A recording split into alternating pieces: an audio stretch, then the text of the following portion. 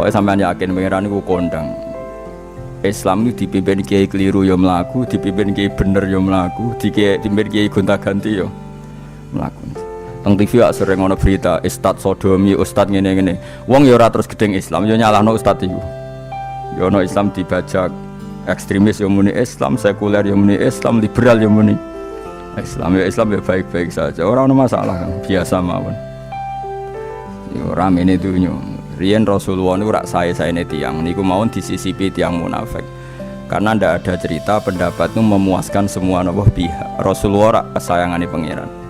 Niku pun ndak bisa memuaskan semua orang. Sehingga orang yang kecewa ya jadi munafik. Pemenang terima kiai, terima presiden, terima kapolri, terima pangam, nggak bisa. Apapun konsepnya itu nggak bisa. Mesti ada yang setuju pendekatan ekstremis itu persuasif. Sing sitok gak harus tegas. Kalau gak tegas gak bisa membasmi seakar-akarnya. Sing jare persuasif, nak tegas mereka dendam malah kacau negara. Sing sitok kalau gak tegas mereka ngelamak. Itu kan ra iso selesai. Akhirnya selesai, aku sing pimpinan nurut. Akhirnya sing pendapatnya gak tinggung. Nurut ya nurut mergo dipecat tapi terus bali lo sithik. Bali lo apa? Sithik-sithik.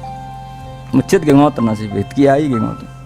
Kulo nak di murid kuatah, di santri kathah sing kiai ge kathah. Ngono kiai niku sowan kula, Gus, masjid itu ape nganakno zikir Ramadan. Dadi 24 jam full mulai bar subuh sampai sahur. Saking semangat ibadah Ramadan. Terus ibadah ning dia muni takok, ya teng masjid. Dadi masjid ben makmur, terbaik masjid makmur. Tak omongi. Lah apa ngarit ora ibadah?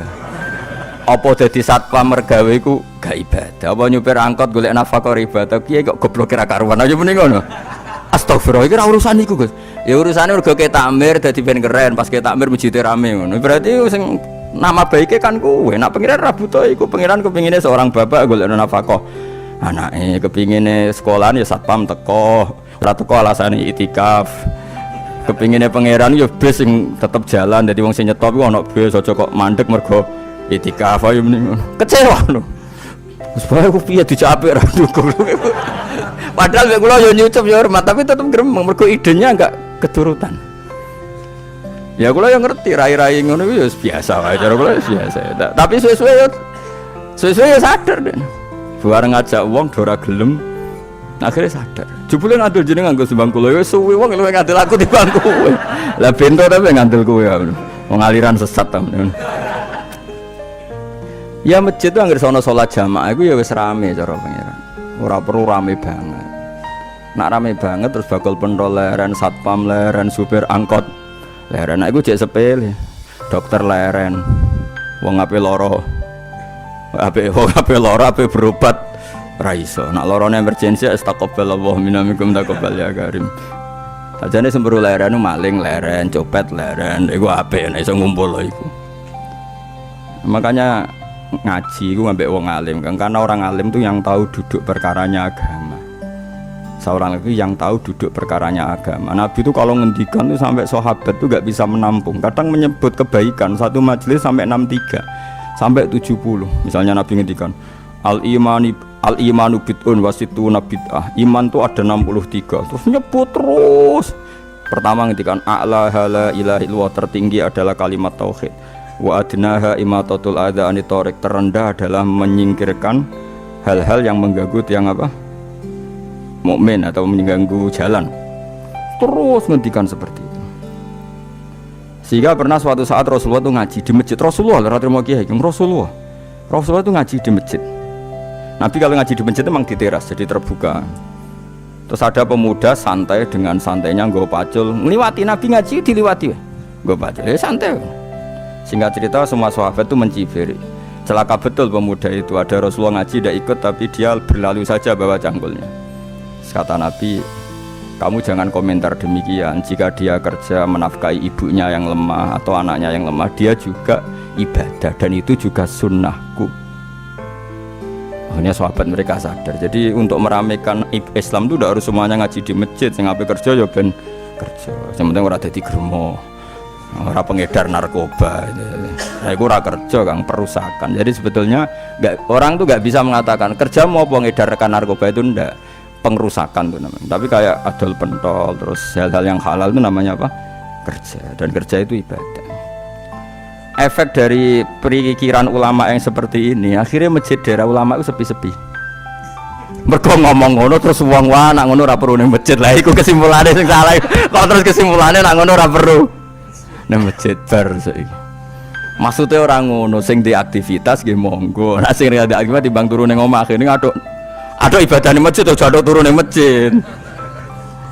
Nah, akhirnya daerah-daerah tertentu sing akeh ulama mesti masjidnya sepi, tak jamin. Jajal ke delok ning Rembang. Oh, tambah sepi. Karena ulama cara berpikir, jong kerja ya ibadah, ngernet ya ibadah, mulang ya ibadah. Akhirnya mau masjid pas tarawih. Iku yang golek sing cepet.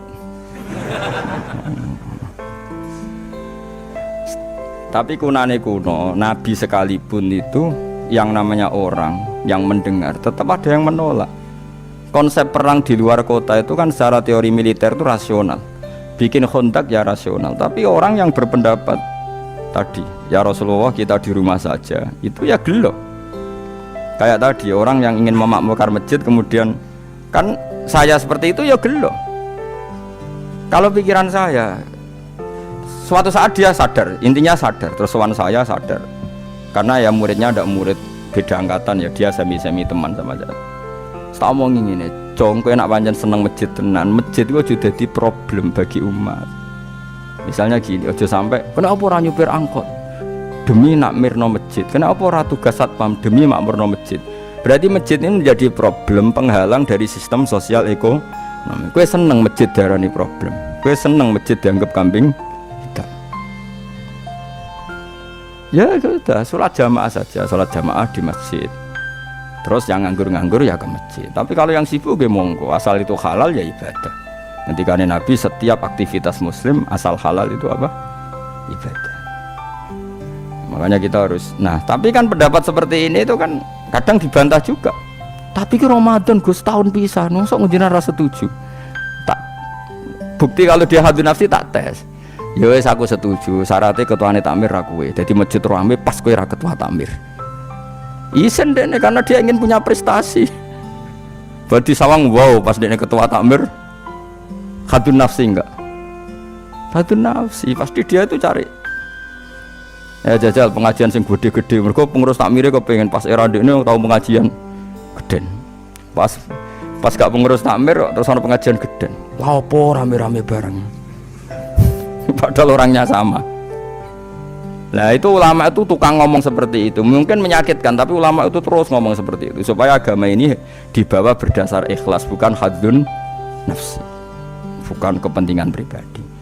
Tapi tentu ulama tetap ngomong iktikaf ya sunat baik, kerja ya baik, amal lainnya asal baik ya baik. Ngomong gitu terus. Tapi kan mangkal loh akhir ulama, karena bagi pengurus masjid baik itu pas Ramadan ya masjidnya rame. Bagi yayasan yatim piatu amal apik ya dikekno yayasan yatim piatu. Bagi KBIH, bagi travel amal apik ya umroh. Ya ora. Iki tenan kula raguyen. Mana mungkin travel umroh dalil kowe nek ade dhuwit luwih kekno cah yatim, kekno masjid gak payu travel. Tapi dalile al umroh ilal umroh kafaratun lima bainahuma. Umroh itu yang mengkafaroi dosa. Jadi dan itu kersane Allah, orang macam-macam pikirannya kersane Allah dan baik-baik saja. Dunia diokal-akali ini ya baik-baik saja. Allah ya tenang aja tetap sugih. Cuma ulama harus ngomong seperti saya. Jadi karena keterbatasan manusia sehingga yayasan yatim piatu mesti ngomong seakan-akan ibadah terbaik yang nyumbang yatim piatu. Nanti yang di travel ibadah terbaik ya sowan Nabi umroh. Nanti sing jamaah thariqah ya ibadah terbaik itu thariqah. Semua dan itu semuanya baik gak masalah, kita ada. Tidak masalah. Tapi kalau memaksa orang lain harus seperti itu dan mengkerdilkan kebenaran hanya surahnya gambarannya seperti itu, kita sebagai ulama harus melawan. Karena Nabi dawuh kebaikan itu sekian jumlahnya. Terus Nabi menyebut di satu majelis itu 60. Sampai yang diantara yang disebut itu nganti ono sing jorok. Wa fi buti ahadikum sedekah. Kowe ngeloni bojomu iku sedekah. Sampai sahabat takok, "Ya Rasulullah, masa urusan gitu ibadah?" Ayati ahaduna syahwatahu wa huwa alaihi ajrun. Masa urusan kelon itu ganjaran ibadah. Terus Nabi jawab, kata Nabi, "Faqih falawadu'a fi haramin akana alaihi wisrun." Kalau andikan dia meletakkan mental seknya atau aktivitas seknya di luar yang halal, apakah itu tidak dosa? Iya ya Rasulullah. Terus kata Nabi, "Wa kadzalika," begitulah kalau diletakkan di halal dia juga dapat apa? Pahala. terakhir Nabi ngendikan takufu syarraka anin nas fa innaha shadaqatun minka ala nafsik. Jika kamu itikaf di masjid tidak bisa, adol pentol tidak bisa, jadi satpam tidak bisa, aktivitas sosial yang menguntungkan orang lain tidak bisa. Takufu syarraka anin nas. Yang penting kamu tidak berbuat buruk yang merugikan manusia. Sehingga sampai ada riwayat dari orang sufi, ibadahnya orang zaman akhir itu tidur, karena anak tidur itu gak ganggu wong. Iya, paling bojo tok sepeten. Tapi kan yo nyopet yo ora, zina yo ora, ndelok wong ayu yo ora. Nah, itu sampai Nabi terakhir nyebut. Dari sekian kebaikan tuh kalau gak mungkin kata Nabi takufu syarraka anin nas fa innaha shadaqatun minka ala nafsik. Sementing kamu tidak melukai atau merugikan orang apa? Sehingga misalnya ulama kok ngerti ada orang tidur di rumah, wong apik, gak ganggu wong. Ana bajingan mati, wong apik, sira iso bajingan meneh. Nah, akhirnya masyhur orang krono bajingan mati, kiai tenan yo. Saya nggih mayit niku, wong gak siap muni saya. Bajingan sih. Saya padahal ning atine kiai nek mati ya apik dong ora iso bajingan. Akhir dari bajingane ya wis mati. Lha sekarang ngakhiri bajingan apik ta elek? Apik. Berarti matine elek ta apik? Apik. Maksudnya kiai apik matine ora apik wonge. Lah ngomong gak trimo pikirane apik iku. Wonge. Lah kiai wis ndake pinter maksudnya. Apik nggih niki. Ngomong keberatan. Ayo mun apik. Ya sesuk kan wedi yo. Nggih apik.